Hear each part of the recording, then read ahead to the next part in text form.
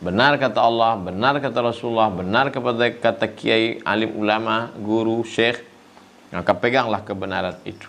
Nanti sampai masanya di akhir zaman, orang-orang beriman itu kalmasi alal jamri, seperti orang yang memegang bara api, terbakar tangannya. Hari ini anak-anak muda terbakar telinganya, terbakar hatinya, terbakar perasaannya, dituduh fanatik, dituduh ekstrim, dituduh macam-macam.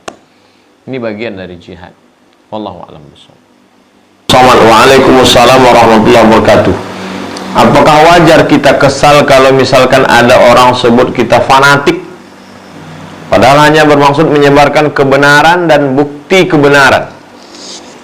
Kita menyebarkan kebenaran, lalu orang menuduh kita fanatik.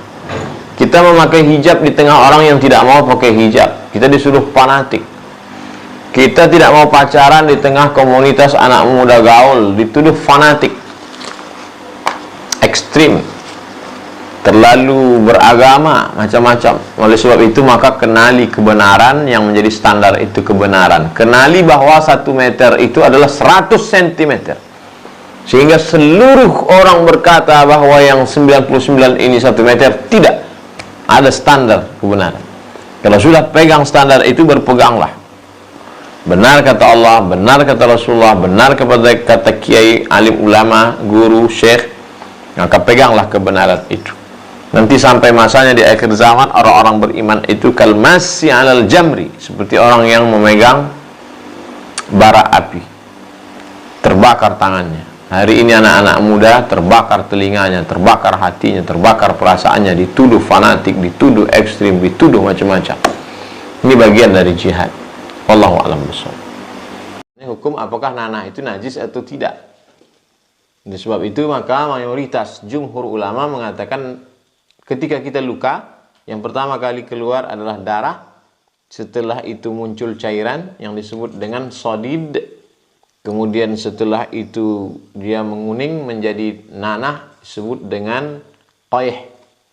Maka cairan nanah itu adalah najis.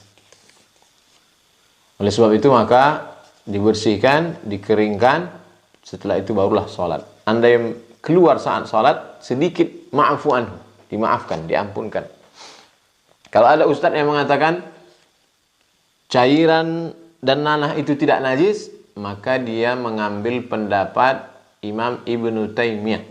Adapun mayoritas jumhur ulama mengatakan bahwa cairan nanah yang keluar itu adalah najis. Kalau terkena ke kain, maka mesti dicuci, dibersihkan. Dalil ulama, a'udzubillahi minasyaitonirrajim, wa yuharrimu alaihimul khaba'ith, diharamkan kepada mereka, bagi mereka yang menjijikkan.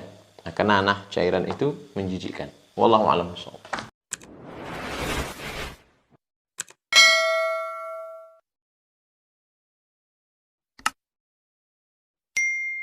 Ada pertanyaan dari IG Ramdhani Umar 9255. Assalamualaikum Pak Ustadz. Waalaikumsalam warahmatullahi wabarakatuh. Saya mau tanya, saya punya luka di bagian kaki.